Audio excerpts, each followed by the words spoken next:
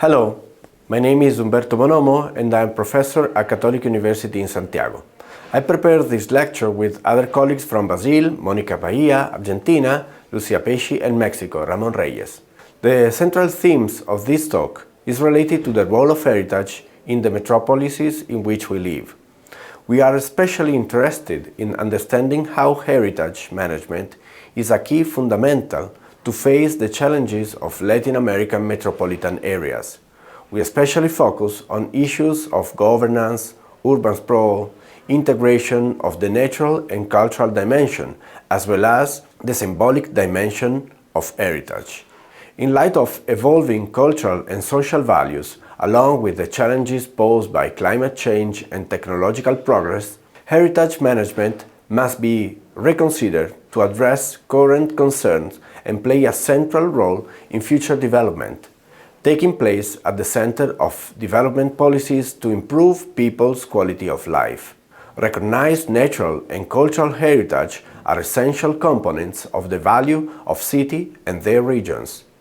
However, the traditional concept of heritage needs to be reviewed and reinterpreted in the context where territorial dynamics and socio-political conditions are fluid, multicultural, and multi-ethnic. As the Latin American and Caribbean chapter of Heritopolis, we are exploring the need to delve deeper into the complex dynamics, multi-scale, and multidimensional nature of metropolises as future heritage. What defines the heritage of metropolises? These urban areas respond to the dynamics that differ significantly from those of traditional historic areas, and their population often face greater economics and social vulnerabilities, leading to different priorities. In these cases, tradition, symbolism, and history are measured differently.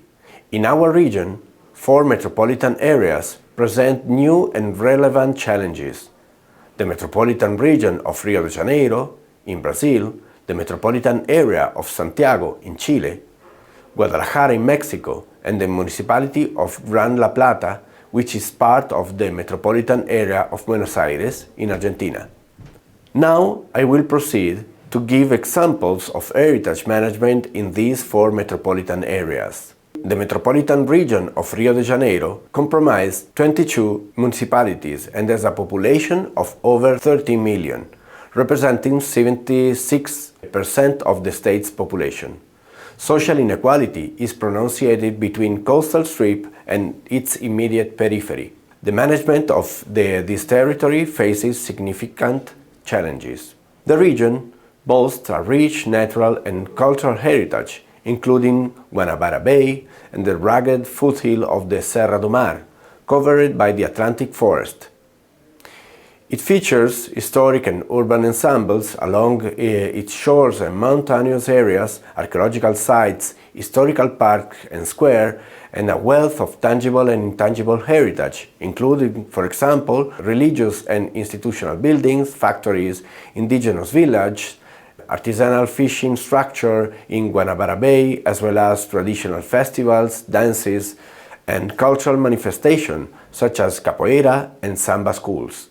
However, there is a significant polarization between the city of Rio de Janeiro, the state capital, and the other municipality in the metropolitan region regarding heritage recognition.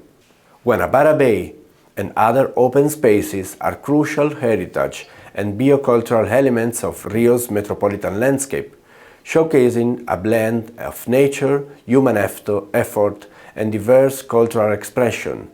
These features have the potential to unify segregated urban areas and enhance collective identity.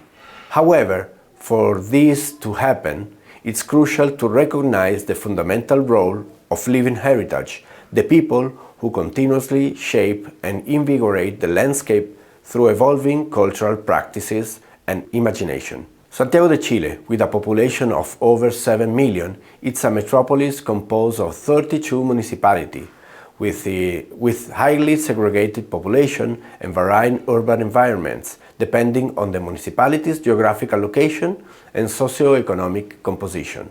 The Santiago depicted in the postcard and social media is clearly the one with the most resources, those enjoying better development tools and quality of life. On October 2019, a significant citizen movement in Santiago sparked in a major social appeal, leading to the formation of a constituent assembly tasked with rewriting the Constitution to address the economic, cultural and social inequalities embedded in 1980 Constitution, developed during the dictatorship and evident in Santiago's spatial wealth distribution. In this revolutionary social context, heritage and its symbolic and hegemonic value became a major catalyst. The statue of General Baquedano, a national hero for its conquest in northern Chile, symbolized social discontent. The statue became a focal point for demonstration and challenges to power, demanding that the political world address the social inequality affecting the country and the quality of life of its people. Commercial premises, churches, and monuments on the Alameda, Santiago Main Avenue, transformed into battlegrounds, resulting in the burning, destruction, and irreversible loss of museums, cinemas, churches, cultural centers, and local businesses. These events illustrate the symbolic value of heritage in metropolitan social dynamics. Therefore, heritage and its living dynamics layers are crucial in shaping the social life of the metropolis and contributing to the quality of life, and therefore it must be a key factor in urban and economic management. Located in western Mexico, the Guadalajara metropolitan area is made up of 10 municipalities, which occupy an area of more than 3,000 square kilometers as a population of more than 5 million inhabitants. Revising the concept of cultural heritage is its relationship with the metropolis, and its management involves a fundamental transformation in metropolitan planning and governance. Guadalajara in Mexico is a pioneer in this regard. Although there is currently an impasse in building a metropolitan government, the issue remains a topic of debate. Parallel to this, metropolitan scale planning necessarily involves identifying heritage value that require a range. Heritage and urban heritage form part of the metropolitan cultural identity. Concerns about the climate change have reinforced the importance of enhancing natural structures.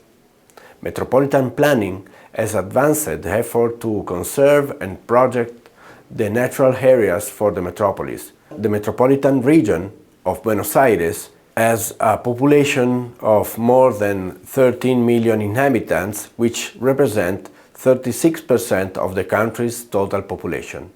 It is made up of the city of Buenos Aires, the Greater Buenos Aires, and 16 other municipalities of the third cohort, which includes the so-called Greater La Plata. Unequal metropolitan growth in socio-economic terms, sectoral and disjointed policies, weak incorporation of the landscape into public policies, limited budget and lack of interjurisdictional coordination are some of the many problems of the metropolitan region of Buenos Aires and also characterize the city of La Plata. The municipality of La Plata, located at 60 kilometers on the south of autonomous city of Buenos Aires, is the capital of the province of Buenos Aires and was planned ex novo with a very modern urban environmental model for the time.